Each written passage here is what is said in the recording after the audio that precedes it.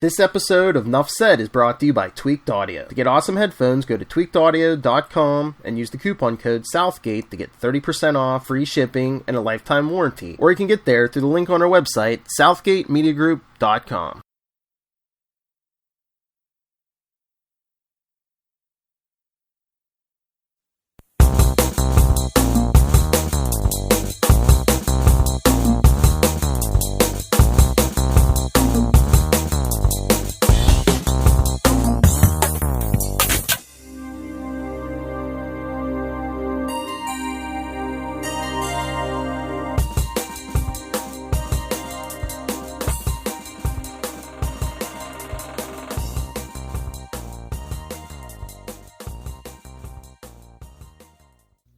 In a world of capes and lunatics, gods and monsters, there are those who stand between us and them.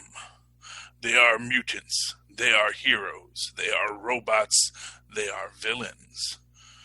And we shall explore their stories here on Nuff Said. I am your host, Charlie, the Professor Esser, and with me as always is my skinny rich friend. It's Mozz. Hey Mozz, welcome back. Okay, so tonight's episode, Season 1, Episode 2, WandaVision. Ooh, got a little cracky there. Little pitchy, dog, little pitchy. Leave It to Beaver was what decade? Leave It to Beaver was the 50s. Oh, it was. This, okay. Yeah, this is much more 60s, and it's again. What would be exemplary of like a 60s sitcom? So a 60s sitcom would probably be, Mary Tyler Moore. Okay. So, or not Mary Tyler Moore, actually, the Dick Van Dyke Show. And this is actually, because a lot of these other sitcoms... shows you can point to? Well, the Bewitched, which is actually one they reference. So Bewitched is 60s, I Dream of Jeannie is 60s, and the intro is very much of that era. So, and this is the thing, when we say about it's a 50s sitcom, it's a 60s sitcom, it's really a 50s to 60s sitcom, a 60s to 70s sitcom, next will be a 70s to 80s sitcom, gotcha. And then 80s to 90s sitcoms, and then of course they stopped making sitcoms, as we all know. I'm old. Yeah, I don't know. Like I said, we might get. I mean, it would be really interesting if our fourth or fifth episode is literally called The Shield or The Sword, and it's just like, that single camera documentary style, and it's just all the agents sitting around saying, "Yeah, I don't know quite why we're doing this. It's a very interesting thing, That would be funny because that would be like The Office, which came out in the 2000s, kids, because there are probably people listening to this series now who were not alive in the year 2000. So, wow, because I'm old. Okay, there's your drop, Phil. Anyway, let's get to talking about the episode. WandaVision, Season 1, Episode 2. In an effort to fit in, Wanda and Vision perform a magic act in their community talent show. Matt Shakman, again, Matt Shakman is the director on this. So maybe he's the real genius. I don't know yet. Gretchen Enders did our writing, along, of course, with the series being created for television by Jack Schaefer. Ooh, they're not giving... Stan and Roy their credits on this one, but maybe they'll get to that eventually. Interestingly, this I think is the most interesting aspect of this is that Teyonah Parris is in this episode and is called she plays Geraldine in this episode. But is she from? She is also playing. Yeah, she's playing Monica Rambeau. Right. In the new movie. So we know she's Monica Rambeau, and if you cheat and go to the future IMDb, she is listed for episode 3 as Monica Rambeau, not Geraldine. Oh. So it's interesting that there's going to be something going on where there are times where she's listed as Geraldine / Monica Rambeau, and sometimes she's just listed as Monica Rambeau. So the next episode, it might be that Office, the Office episode where they're like, yeah, welcome to Sword. I'm Monica Rambeau, and maybe we'll get her origin and why she's there. So she's kind of like Morpheus going into the Matrix to find Neo. That is a very real possibility, which also would explain why she wasn't in the first episode. Oh, you know what we forgot to talk about last episode? What? And I am so shocked because I wanted to talk about it, but, I got distracted. The commercial for the Stark, what was it, Toastmates? Right. Toaster, like the perfect toaster that could toast cherry pie for some reason. And meatloaf? Well, if it's a combination toaster and toaster oven, that does make sense. Yeah. It did seem like it was a combination toaster and toaster oven. But what is important about it is that it has a timer and a beeper and is the only thing in color that we see. And in this episode, the commercial is for, and actually I want to just make a quick point because the first time I heard it, I thought they said Star Technologies, thinking it might be a reference to Elias Starr, who is Egghead, who was the guy who built the quantum tunnel in Ant-Man and the Wasp after Pym's was shut down. After Pym said he wasn't going to do this anymore, Elias Starr went and did it on his own, and that's how his daughter got to be ghosted. But it wasn't. It was Stark, which was interesting because it does suggest that Stark Tech is still a part of this. And it goes into this episode where we again have, in our commercial, we have a timing device that is counting down. And this time it is a Strucker brand watch. Strucker, of course, for those who don't remember, is the Hydra leader who was using the Mind Stone to experiment on Wanda and Pietro and gave them their powers. So that he's using the Mind Stone to awaken them is an interesting aspect of this. And again, it goes to my idea that, if this is possibly the agents of S.W.O.R.D. trying to reach into what happened to the people who were decimated, it could be that, yes, we're using the same, we're going over the notes of Strucker and we're going over the notes of Stark to see what we can find. That that there may be even or it could be that these are people that were all influential in Wanda Maximoff's life. So when we think about the fact that she had this hatred of Stark, that's an interesting aspect. So if we remember Wanda's origin and why she hates Stark, it's because that bomb fell in the middle of her apartment building, killing her family, and her brother hid under her bed, watching this Stark bomb, waiting for it to go off. And now we see her imagining both a toaster waiting to go off that says Stark across the panel, and then Strucker counting down until she can have her revenge when she becomes the Scarlet Witch. It's a possibility. It's a thing. It's an idea. Something to consider as we're watching this. Because both of the commercials have those countdown motifs embedded in them. And Wanda's origin doesn't really have a countdown because obviously a bomb doesn't have a timer per se. It's not like it lands and then it ticks off until it explodes. But I can imagine a child sitting there looking at the bomb and thinking of the ticking clock and not wanting to move for fear it is going to explode. In this episode, and again, this is about this transition. So immediately, and this is one of the things about Agnes's character that I found most fascinating.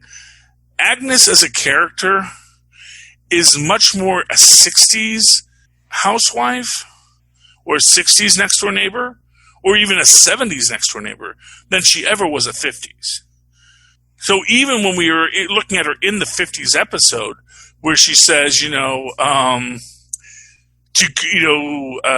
ways to goose your wife so you don't lose your wife, that was super risque for the 50s. And the way she eyes down the mailman. In this episode, too. Now, right. By the 60s, that gets a little more comfortable, but was still pretty risque. You don't get that kind of lasciviousness until at least the 70s. But it makes her an interesting concept, especially if we're looking at an Agatha Harkness kind of character who is an old woman in our modern era, but that also means she may have been a younger woman in the 60s. Now, of course, in the actual comic book, she was a younger woman in the 30s, which matches up timeline-wise. But she was always a bit of a beatnik. And, of course, the reference to Mr. Hart not liking the beatnickery of Phil Jones, because he wore the turtleneck, is a delightful little reference there. But it does show that Agnes is much more a free spirit, maybe even much more in control of herself in the simulation.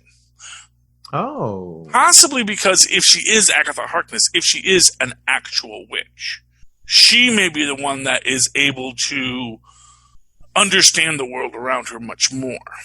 She knows it's a simulation because they're in essentially, and again, this goes to the idea that if they're in the Soul Stone, if they're in it, what amounts to the Elysian Fields, then it is this idea that, I know this. I know how to navigate the Elysian Fields. I'm in the Elysian Fields. I'll always be in this dream state, but I can more adequately lucid dream myself in this moment. Mm. And perhaps that's why she sought out Wanda. Because when Wanda comes in, she's like, I realize you just moved in. I know you just came into this world. And I'm going to befriend you because I think there's going to be something that you can help me out with. You think they're all, on some level, in that same space and just putting on a front to act like they belong, but they're all really like, how did we get here? That they're all a little unsure of their history? Well, I think the idea is, and again, it's that Elysian Fields idea. Is like in the Elysian Fields, you forget everything. You forget who you are. You forget where you're from. You forget what exactly is going on. But do you think they have like this deep-seated sort of intrinsic feeling that something is off? Well, I think what it is, and this is maybe what it comes down to. Or are they all part of the simulation? So let's go with the Soul Stone theory. Uh-huh. If we operate within the Soul Stone theory, everything was fine until all of a sudden half the universe showed up. Ah. So everyone was dead and was just in their soul loops of whatever they saw the world to be. And then suddenly all of these beings that didn't really die, these living souls came in, and they're upsetting the balance of things. Is the idea that these living souls are the ones upsetting things for everyone because they don't know quite how to deal with that. They don't know quite what to do with these energies that they're not used to. It's a possibility. Or maybe it is... In that way, it could be like they showed up in this weird, strange world where, everybody had magic and whatnot, but they realized that they were too afraid of it and they wanted to hold on to some modicum of familiarity, so they all engage in this practice of not using the powers that are afforded to them in this world, and they're trying to protect this worldview. And so that when Vision gets up there and they start doing these crazy tricks, that's really what's setting everybody off. It's like, wait a second, you're confronting us with the reality that we're in this thing, that we're not in the real world, but we want to put the blinders on. We want to all pretend that we're in the real world, so we're going to, measure. That's a real possibility, yeah, that people just want to, how not to get too into the weeds on this, but how much do people like their fantasies? How much do people like the fact that they can, if this idea is, if the world is false, how do I carry on? You know? Right. That's the idea. It's like, I get the feeling, and again, we don't know yet. We're literally into 2 episodes, and I don't even have a consistent timeline yet. Is this post-snap? Is this post Agents? Is this in between the Return and Agents of S.H.I.E.L.D.? Where this fits, I don't know yet.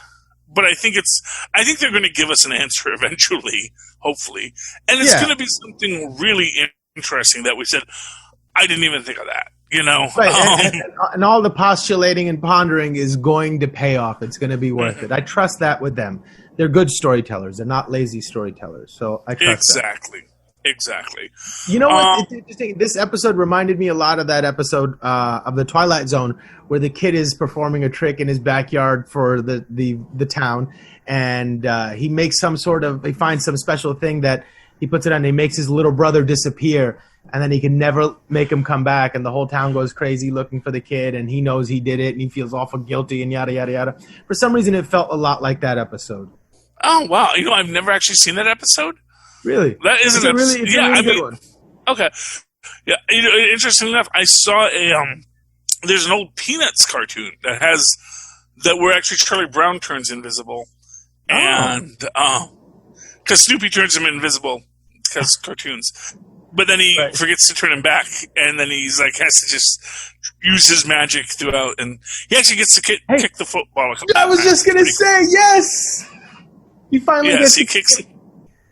Yeah, but at the last moment, like just before he's gonna really kick the football, Snoopy turns him back, and then Lucy pulls it away because that was Charles Schultz's rule. Charles Schultz's rule was Charlie Brown never gets to kick the football. And he never gets to kick the football because, sometimes in life you don't get to kick the football. Sometimes there's always going to be someone being a jerk to you. And you're just going to live with the fact that you got to keep on trying to kick the football even though the world is full of jerks that are always going to No. But also it's a measure of keeping the audience wanting more, right? Mm-hmm. That's why Mulder and Scully could never get together. Yeah.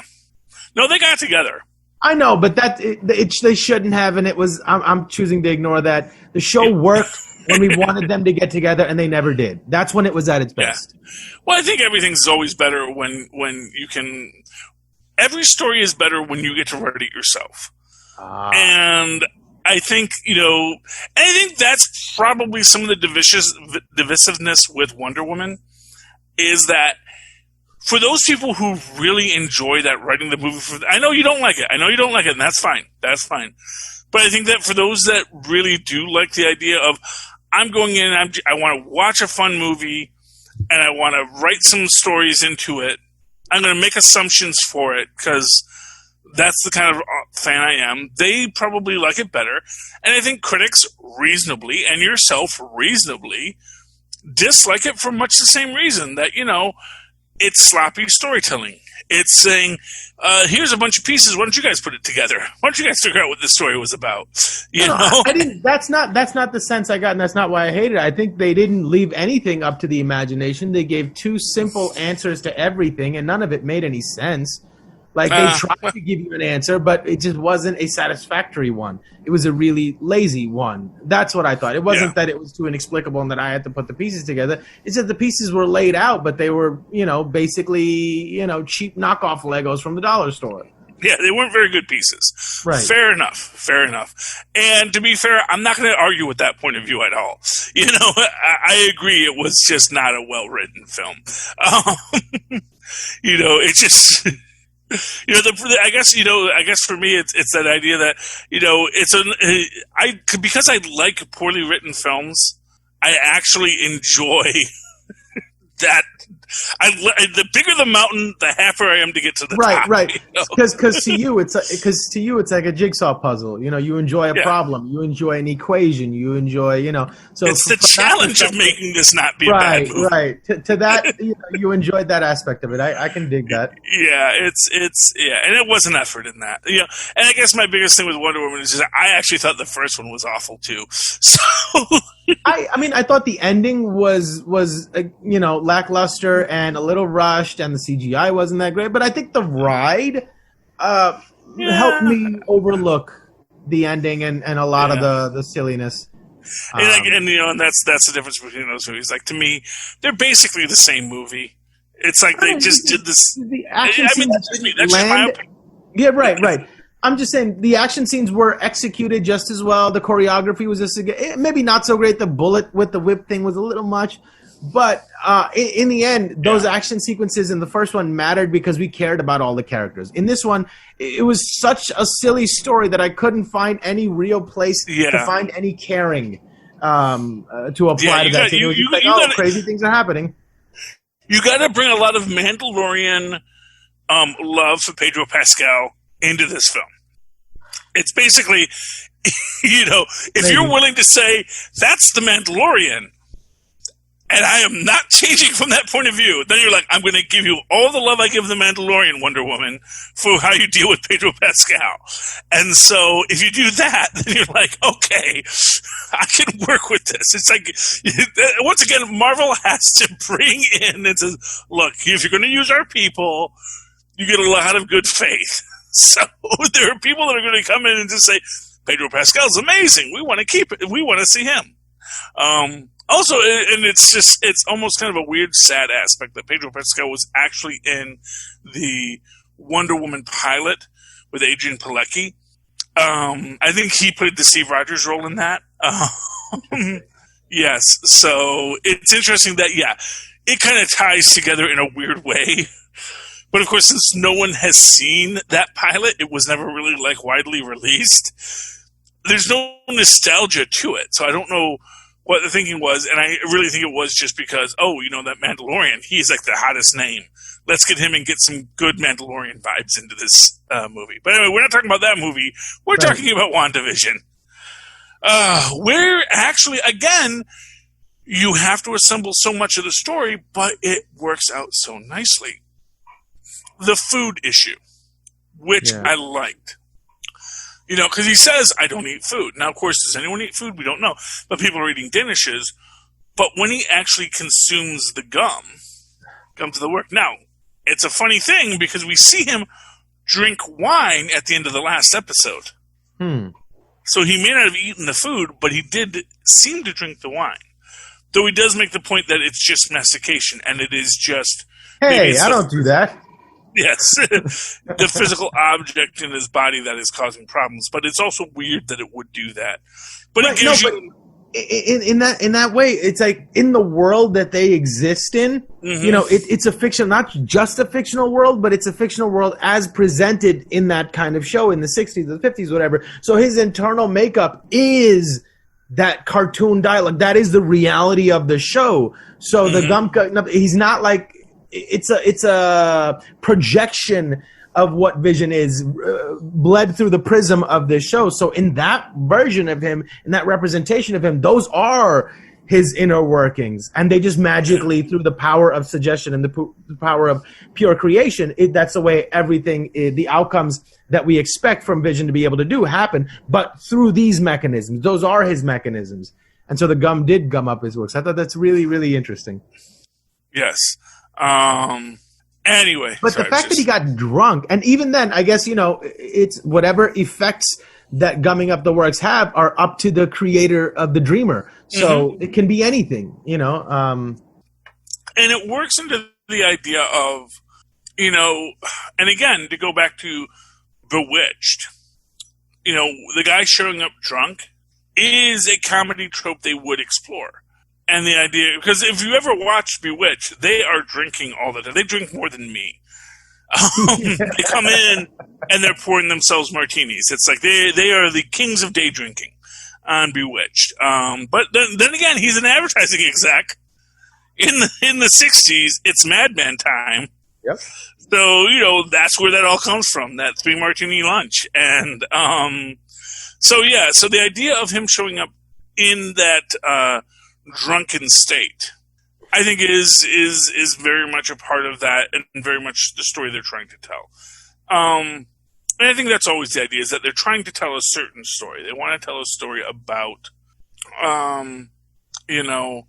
this universe with these rules, which is the idea that there are these rules, which gets me back to this idea that this is about evolving Vision. that they have to go through these steps. They have to push through each step to get to a point where Vision can evolve as a character, as a person. It also feels like they're running from something, or that something's chasing them. You do get that sense like they just got here because they just had to leave somewhere else. Yeah. I mean, that is, and of course, this is the first episode where we really get the radio voice in this one, which also seems to pull Dottie out of her moment, which I found very interesting because, and she's like, "Why are you here? What is, who are you? What is this?" She breaks out of that communal delusion to take a sidebar and say, "Hey, we got to keep up this delusion. Why are you messing with our delusion?" That's what she means to say, I think. I know. But it's interesting that it's someone reaching out to her. But at the same time, when we get to the end with the big baby reveal, and this is all for the children, we get this idea that, someone is trying to reach out to Wanda, but maybe Wanda, because they ask who's doing this to you, Wanda, right. And maybe Wanda is doing it to herself, because in this realm she has found Vision, and she's trying to bring him back, and knows she can't bring him back until his programming is repaired fully. Mm-hmm. And that is the idea that we're looking at here. So there's an entity. She isn't the only one that's in control. So, like, the fact that she's all of a sudden with child is done by some sort of entity that is recognizing the crowd speaking. It's all for the children. Oh, this is what you need to do to belong. Let's give her a child. So there's some other consciousness or some other impetus of this goes to my secondary theory that puts Mephisto back into this. Because for those who forget, the reason Wanda had children was because when Franklin Richards fought Mephisto, Franklin Richards splintered Mephisto's essence, and part of his soul went into the babies that were created by Wanda and Vision. Huh. And this could be an attempt by Mephisto to reclaim the parts. This is my idea, that this is actually going to be the introduction, not of the mutants, but of the Fantastic Four. And it's going to be a retconned Fantastic Four where, we always were here. We didn't punch, Chitauri very much because, well, first off, we were off-world at the time dealing with Galactus, and we're explorers. We're not superheroes. We're not your friendly neighborhood Spider-Man. We're out exploring the cosmos and the microverse and everything in between. That's what we do. And it wasn't public before because S.H.I.E.L.D. says, hey, don't make this public. And we're like, okay, give us $1 billion a year and we won't make it public. And they said, okay. And that's a fair cop, It's like, okay, we'll make our records, and then, we'll leak those out as they need to be leaked out to those other scientists who need to know things, when maybe they'll introduce the Illuminati in that. Who knows? But I get the feeling that they're going to be introducing the Fantastic Four and these characters through WandaVision, which is, of course, the kind of thing that no one is expecting. Because everyone's like, oh, this is where they introduce mutants. It's like, no, mutants already exist. Mutants were mentioned in Agents of S.H.I.E.L.D. with Department H, which is why I do think this is going to have an Agents of S.H.I.E.L.D. tie-in. We may see Fitz and Simmons. Oh my gosh, that could be Simmons' hand. The white woman's hand at the end of the first episode, who's monitoring Wanda in this moment, that could be Simmons. We could get our Fitzsimmons scene back. So you watch for it, kids. I'm not going to mark my words on it, but I'm not going to be surprised if we don't see Fitz and Simmons at the end of this as part of whatever this plan is, reaching out to Wanda in whatever this universe is. So, yeah. That would be interesting. What's now I'm thinking about it, as I'm thinking back to that hand, it was a white lady hand in a black jumpsuit. It really, really, really very easily could have been Simmons' hand. Fitz might be retired, but maybe Simmons is still, keeping her hand in the till on this. Or maybe that's going to be Susan Storm. And we're going to get that Fantastic Four reveal at the end, and that voice on the other end of the radio is actually Reed Richards. Anything is possible. That's the thing to understand, is really anything is possible, and always trying to look for what is the easiest answer. Sometimes it works, but honestly, sometimes it goes in a completely different direction. Illusion and Glamour, it's interesting for their names, because of course he's Vision and then he's Illusion, and although that's actually, I guess, in the Vision and Scarlet Witch comic, they actually had a couple of neighbors named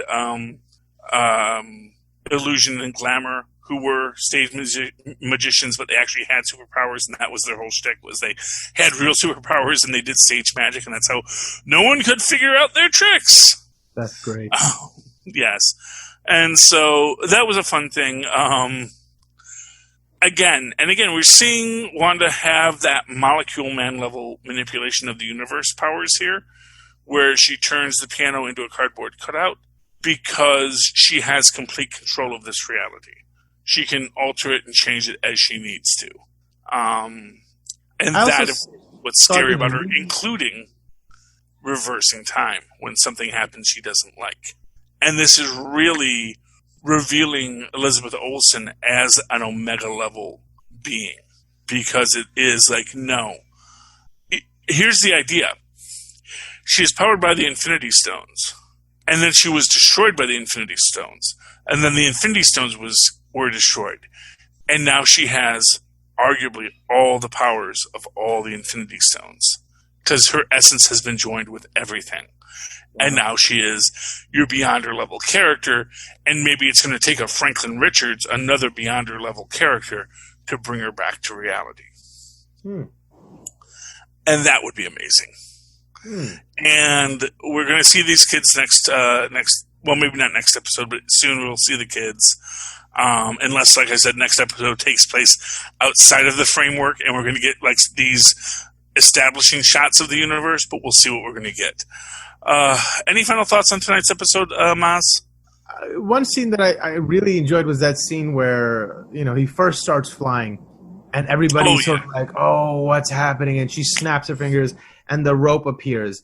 And what's interesting about that scene to me was that everybody saw what they saw. And then all of a sudden there's ropes, but they're so willing and so hoping to cling back to the world that they know, that they're willing to suspend. No, that must have always been there. I must have not seen it right.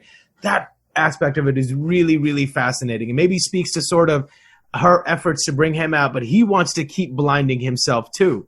Well, yeah, and I think they do that. They do that 3 times. First, when Phil Jones says that was my grandmother's piano, right. Immediately heard him saying, "I don't think that's how." I don't remember that being the reality.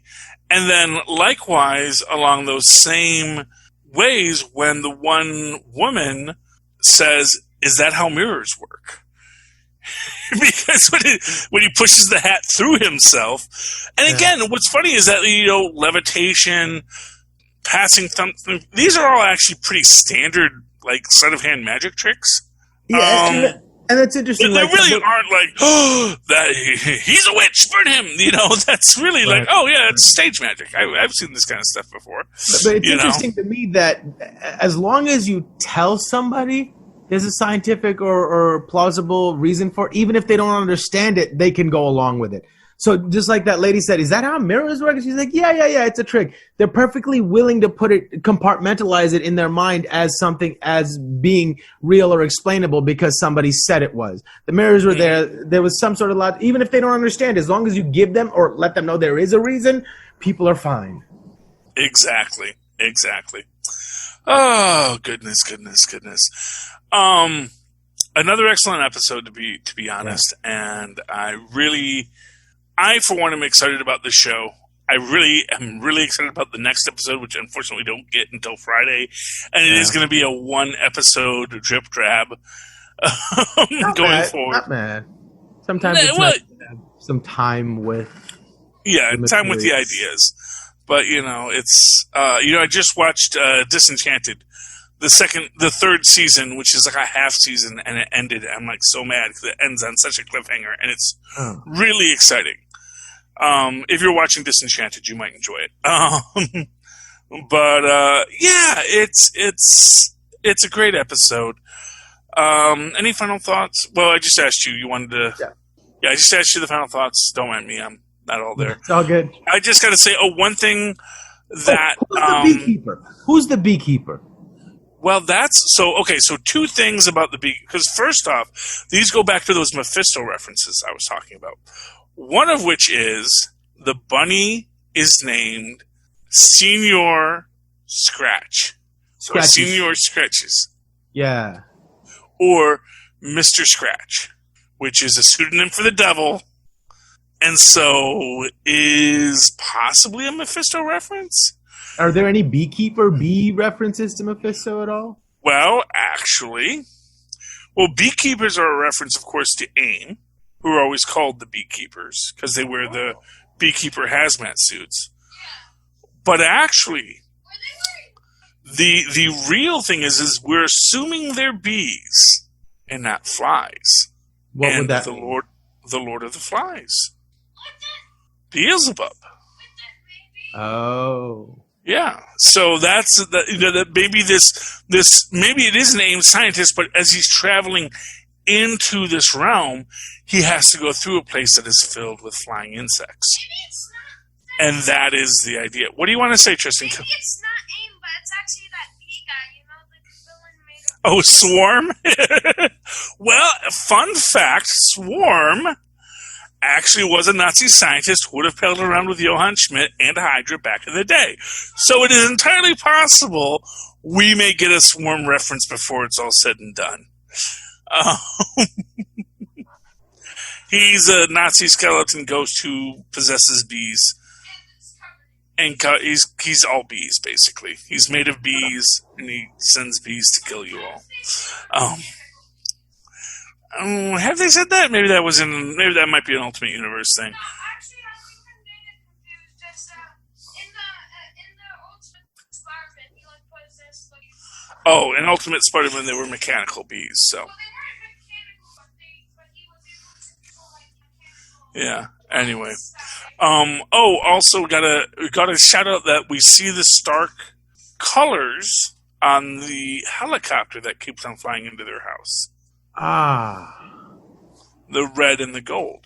It has the shield, it has the sword logo, but the color scheme is clearly Stark. In fact, I think it might have even said Stark on the side of it. So interesting. And of course, again, to remember, Stark Industries as a company continues to exist despite the snap. That's the thing. Pepper lived. Tony lived too, but Pepper lived. Pepper was in charge of Stark Industries. Pepper may have said, yeah, let's go back to building bombs. It's good money, and, we'll just make sure we sell our bombs to good people. Because that was always what Stark was trying to do, was sell bombs to people that wouldn't blow up people and poorly. Maybe he wasn't able to fight off the next in line, Obadiah, whatever his name was. Yeah, Stain? Obadiah, Jebediah, all the Stains, yeah. There could be more Stains coming. Or more people in that vein, people that just want to warm up. Yeah. Well, not for nothing, as people have pointed out, Justin Hammer's still out there. Right. And if Hammer Tech has had bad PR, the best way to fix your bad PR is to buy a company that has good PR and then sell your products under that name. So we will see what happens. And we may even get into Alchemax eventually. We'll see what happens next. Anyway, Mozz, I hope you've enjoyed listening to this show. I hope you've enjoyed being a part of this show. I'm sorry, can you hear me? Mozz, I noticed you don't do this show with headphones, but people who are listening to this are listening to it on headphones, often cheap dollar store headphones that they paid $1 for because they got them at the dollar store.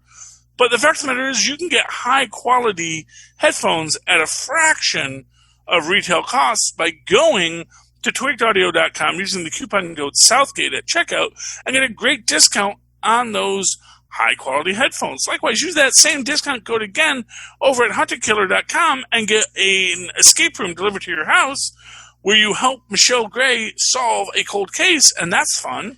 again with that discount from the coupon code Southgate.